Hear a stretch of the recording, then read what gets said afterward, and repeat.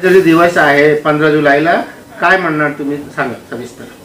नमस्कार, माझं नाव डॉक्टर श्रद्धा देशपांडे आहे. मी वोखाट हॉस्पिटलमध्ये प्लास्टिक सर्जन आहे.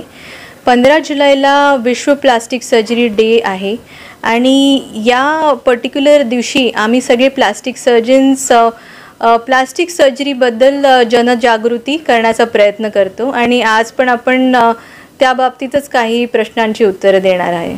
मॅम,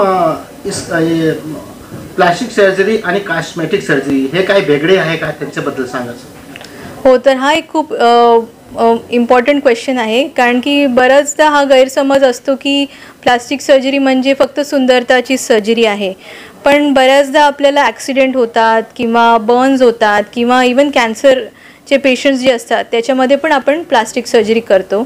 तर खरं तर प्लास्टिक सर्जरी म्हणजे फॉर्म आणि फंक्शन, म्हणजे आपली जी मूल स्थिती आहे त्याला आपण कसं परत आणू शकतो आणि एस्थेटिक रिफंक्शन कसं करू शकतो, प्लस आपण फंक्शनॅलिटी कशी वाढू शकतो. फॉर एक्झाम्पल कॅन्सर पेशंट्समध्ये जर आपण त्यांच्या जबडाचं सर्जरी केली आहे तर आपण जबडा रिकन्स्ट्रक्शन कसा करू शकतो जेणेकरून ते परत नॉर्मल जेवू शकतात. तर याच्यामध्ये आपण फंक्शनचं पण रिस्टोरेशन करतो. तर it is not just cosmetic but reconstruction also. एखाद्या व्यक्तीला जर बर्न झाला या काहीतरी ॲक्सिडेंट झाला, किती दिवसामध्ये त्यांच्या प्लास्टिक सर्जरी झाली ते चांगला होऊ शकतं त्याच्याबद्दल? हो, तर हा एक खूप इम्पॉर्टंट क्वेश्चन आहे.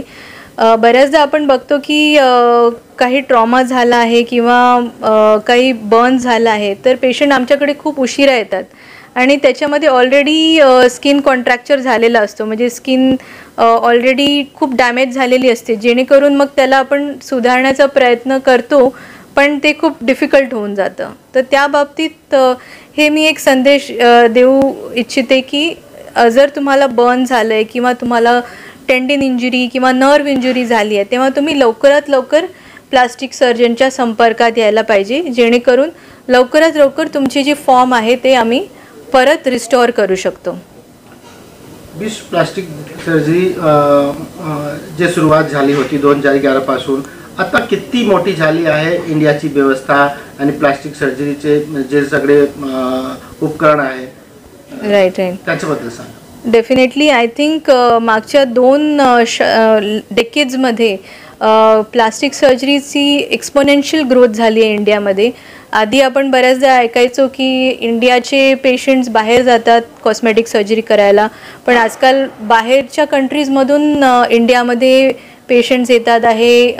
ऑस्ट्रेलिया, न्यूझीलंड, फ्रॉम USA हे आपल्याकडे येऊन सर्जरीज करतात आहे आणि त्यांना त्याच दर्जाचा आपण ट्रीटमेंट देऊ शकतो इकडे पण. सो खूप एक इम्प्रूव्हमेंट झालेली आहे आणि सेफ्टी वाईज पण इट इज ॲब्सोल्युटली सेफ.